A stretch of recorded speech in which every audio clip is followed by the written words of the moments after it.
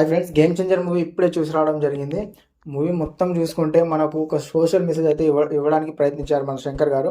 Movie మొత్తంలో చూసుకుంటే మన ఎలక్షన్ కమిషన్ ఎలా స్ట్రిక్ట్ రూల్స్ ఫాలో అవుతుంది, ఎలక్షన్ కమిషన్ పెట్టే రూల్స్ ఏంటి, మన ఓటర్లకు తెలియాల్సిన నిజాలేంటి, రాజకీయ నాయకులు చేసే వాళ్ళు ఎలా దోచుకుంటారు డబ్బు అనేది ఈ సినిమాలో అయితే చూపించడం జరిగింది. సినిమా మొత్తం రూల్ చేసింది మన రామ్ చరణ్ గారే. ఎందుకంటే సినిమా స్టార్టింగ్లో ఒక పార్టీని పెడతారు వాళ్ళు. ఆ పార్టీ వాళ్ళ రామ్ చరణ్ డ్యూయల్ రోల్ అయితే ఉంది. డ్యూయల్ రోల్లో ఒక క్యారెక్టర్ వచ్చేసి ఫాదర్ క్యారెక్టర్ ఉంది. ఆ ఫాదర్ క్యారెక్టర్తో స్టార్ట్ అయిన పార్టీ ఎండింగ్కి వచ్చేసరికి మన విలన్స్ చేతిలోకి అయితే వెళ్ళిపోతుంది. రామ్ చరణ్ వాళ్ళ ఫాదర్ చనిపోవడం వల్ల విలన్స్ చేతిలోకి అయితే వెళ్ళిపోతుంది.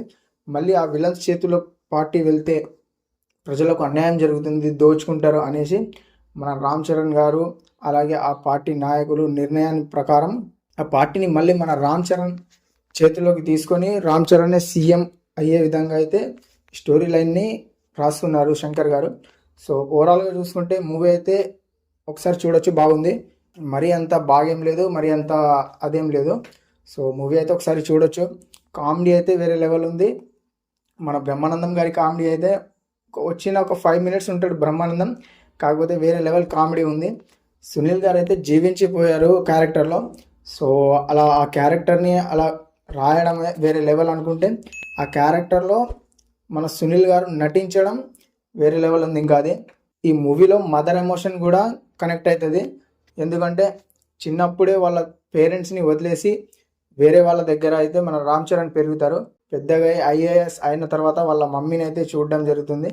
సో దాని తర్వాత ఫ్లాష్ బ్యాక్ మొత్తం అక్కడ రివీల్ అవుతుంది. సెకండ్ హాఫ్ మొత్తం ఫ్లాష్ బ్యాక్ ఉంటుంది.